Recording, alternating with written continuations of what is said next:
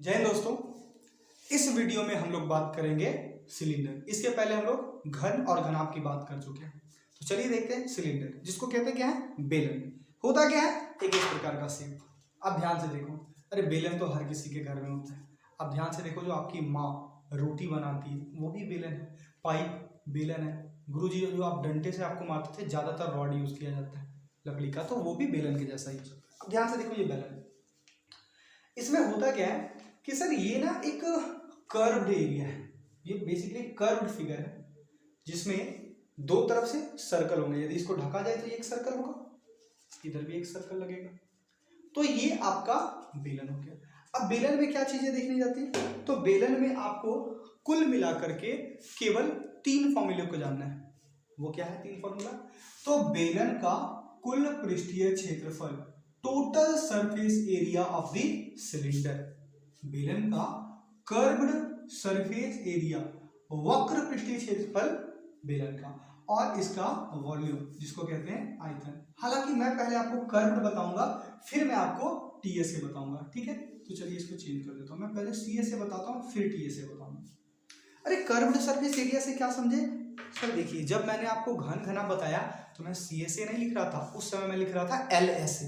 LSA क्यों लिख रहा था, क्योंकि उसका जो फिगर था, जैसे ये घन, यदि घन की बात कर रहे थे तो ये सपाट था, फ्लैट था, तो इसीलिए इसका एलएसए लिखा। लेकिन यदि मैं बेलन उठाऊं तो ये सपाट नहीं ना है, ये तो मुड़ा हुआ है। यदि मुड़ा हुआ है तो कर्व सरफेस एरिया, इसको एकदम एक लोकल देहाती लैंग्वेज में समझो, एक 3D फिगर जो घुमा हुआ है उसको पकड़ो, ऐसे करके उंगली डालो, ऐसे चारों तरफ घुमा दो, जितना एरिया कवर हुआ वो उसका कर्व सरफेस एरिया होगा। अब जैसे इसको मैं रखूंगा, ध्यान से देखिए, इसको मैं ध्यान रखता हूँ, क्या दिखेगा, चारों तरफ यदि घुमाता हूँ तो बस यही तो दिखेगा मुझे, और तो कुछ नहीं दिखेगा, कर्व सरफेस एरिया इसका यही तो होगा। अब इसमें ध्यान दो, ना तो मैं बॉटम देख पा रहा हूँ ना ही मैं टॉप देख पा रहा हूँ, तो कर्व्ड सरफेस एरिया में हम सिर्फ और सिर्फ इसके चारों ओर को देख पाते हैं।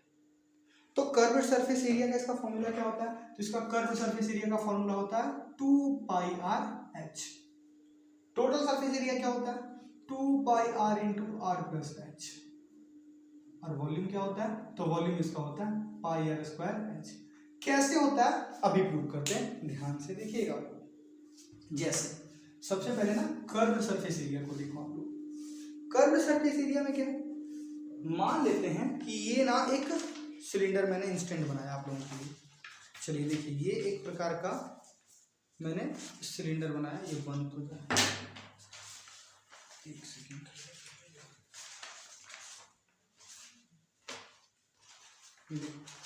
ये एक पेपर का मैंने सिलेंडर बनाया, मान लो ये इसी प्रकार का सिलेंडर है, ठीक है, डेफिनेटली सिलेंडर भी लगेगा ये थोड़ा सा। तो अब यदि ये एक सिलेंडर है तो कर्व सरफेस एरिया में सिर्फ यही तो चारों तरफ होगा, और तो कुछ होगा नहीं। ध्यान से देखिएगा, यदि मैंने इसको बनाया है तो कुछ इस प्रकार से है, ये ऐसे करके राउंडेड है, जिसकी कुछ हाइट है।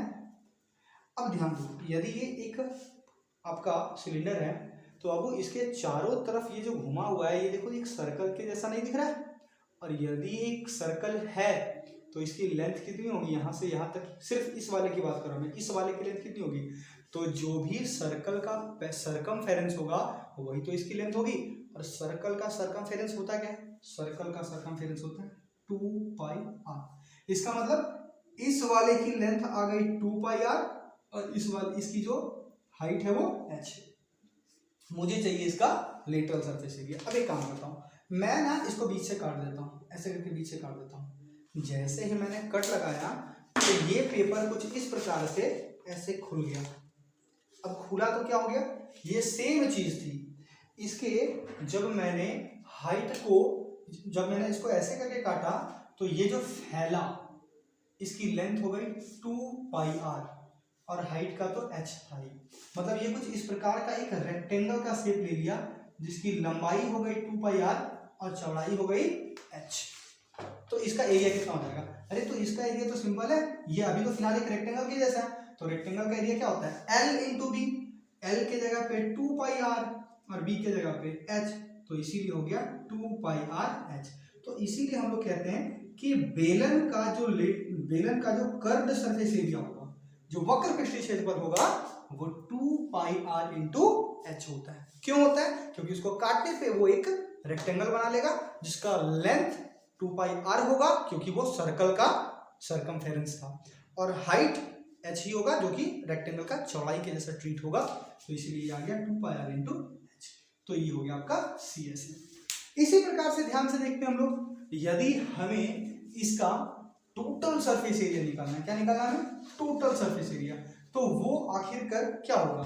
तो टोटल सरफेस एरिया इसका हो जाता है 2 pi r into R plus H. कहाँ से आया? कोई दूसरा चीज नहीं, बस यहीं से बना है। थोड़ा लॉजिक लगाओ, बुद्धि लगाओ, थोड़ा तुरंत काम करेगा। देखो, यदि टोटल सरफेस एरिया में क्या है? बोले सर लेटर इसका जो कर्व्ड सरफेस एरिया है उसको पकड़िए, नीचे वाले को भी ले लीजिए, ऊपर वाले को भी ले लीजिए, टोटल सरफेस एरिया आ गया। चारों तरफ, नीचे भी ऊपर भी, टोटल सरफेस एरिया आ गया। तुम ध्यान से देखोगे तो इस बेलन के लिए जो इसका चारों तरफ का एरिया था वो क्या था? वो था 2 पाई r h प्लस। अब तुम ध्यान से देखो तो यहां तुमको एक सर्कल दिखेगा। मान लो ये ढका हुआ रहता तो ये सर्कल होता बेसिकली। तो सर्कल का एरिया क्या होता है? What is the area of a circle? तो डेफिनेटली इसका एरिया होता है, यदि ये रेडियस है तो पाई r स्क्वायर होता है, मतलब एक तरफ का पाई r स्क्वायर। यदि मैं बात करूं इसमें, ये चारों तरफ के लिए 2 पाई r h, एक सर्कल का एरिया पाई r स्क्वायर। तो अब वो एक नहीं है, इस प्रकार के कितने सर्कल है? 2 सर्कल है, तो दोनों हो जाएगा ना 2 पाई r स्क्वायर। चारों तरफ के लिए 2 पाई r h, ऊपर वाले के लिए पाई r स्क्वायर, इधर वाले के लिए पाई r स्क्वायर। तो एक पाई r स्क्वायर और एक और पाई r square, 2 pi r square और 2 पाई r h इसके लिए। ये हो गया इसका टोटल सरफेस एरिया। कॉमन निकाल लो, आंसर आ जाएगा। ध्यान से देखो आप क्या कॉमन निकाल रहा है? 2 पाई r, यहाँ क्या बच गया? h। 2 r में से एक r बाहर आ गया, एक r बचा कि नहीं बचा? तो ये क्या हो गया? देखो तो, क्या ये बेलन का टोटल सरफेस एरिया नहीं है? ये कंप्लीटली प्रूव हो गया आपका। अब ध्यान से देखोगे आप वॉल्यूम, तो वॉल्यूम भी इसका बस इसी प्रकार से प्रूव हो जाएगा। ध्यान से देखो, मैंने क्या बोला था, ध्यान रखो। मैंने आपको हमेशा से कहा हुआ है कि बाबू जो सॉलिड होते हैं वो 2 प्रकार के, एक प्रिज्म शेप, एक पिरामिड शेप। प्रिज्म शेप में जितना बेस उतना हाइट। यदि इसका बेस का एरिया, बेस में इतना जगह घेरे हुए है, हाइट भी इतना जगह घेरेगा। जबकि पिरामिड में क्या होता है कि बेस भले ही कुछ एरिया घेरे लेकिन ऊपर में 0 हो जाता है, एकदम पॉइंट बना देता है। जैसे कह सकते हैं हम लोग कोन के रूप में। जैसे कोन वाले में क्या हो जाता है कि यहाँ पे ये जो है वो बेस तो एरिया है लेकिन ऊपर में एकदम पिन पॉइंट हो जाता है। तो इसको एक तरह से पिरामिड कहा जा सकता है, लेकिन ये जो होगा वो प्रिज्म शेप होगा। और प्रिज्म शेप का वॉल्यूम क्या होता है? सर बेस का आप एरिया निकाल दीजिए और हाइट से मल्टीप्लाई कर दिए, क्योंकि लेयर उसी के ऊपर उसी को रख के वॉल्यूम बनेगा वहाँ। तो ध्यान से देखते हैं हम लोग, इसका वॉल्यूम क्या है? तो इसका वॉल्यूम का फॉर्मूला है पाई r स्क्वायर h। कहाँ से आया? From where it comes? तो सिंपल सी बात है सर, इसका जो बेस है, जो आप देख पा रहे हैं एक सर्कल के जैसा है। तो सर्कल का इसका एरिया क्या होगा? इस वाले पार्ट का एरिया क्या होगा? तो डेफिनेटली पाई r स्क्वायर होगा। तो बेस वाले का एरिया क्या हो गया? पाई r स्क्वायर।